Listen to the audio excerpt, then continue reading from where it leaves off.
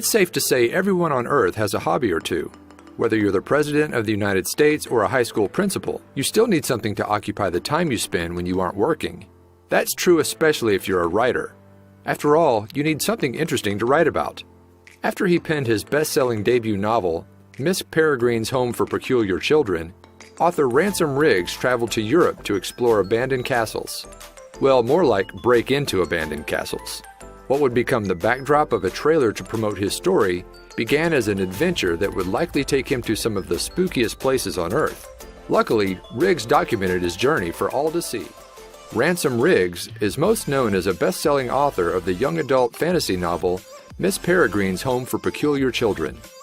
Once he finished his book, his agent asked him to put together a novel trailer to capture the feel of the story and to help sell it to a publisher. Thankfully, he knew just where to go. Riggs decided to take a trip and to focus on the manor homes and castles in Belgium. Since many of these places were simply left abandoned, he knew that it would be relatively easy to get inside them and capture the footage he needed for the trailer. While Riggs knew that each location would be full of promising and inspiring images, he had no idea what he would find waiting for him behind each and every door. In one manor house, for instance, he found a basket that was still packed for its next picnic. Inside another of the old houses Riggs investigated, there was an abandoned artist studio filled with sculptures, paintings, and other works in progress. The half-finished pieces of art were totally haunting, which made them the perfect fodder for his project.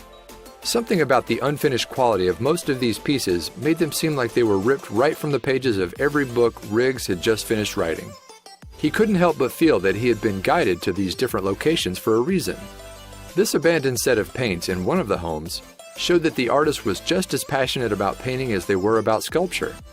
It was as if all of these items were just sitting there waiting to be discovered.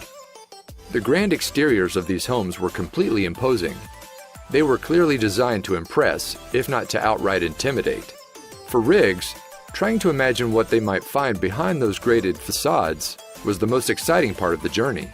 Riggs couldn't believe this bedroom inside another abandoned estate. It was still organized and decorated like the owner would be back any minute. The only sign he'd been waiting for a long time were the layers of dust and decay that covered the area.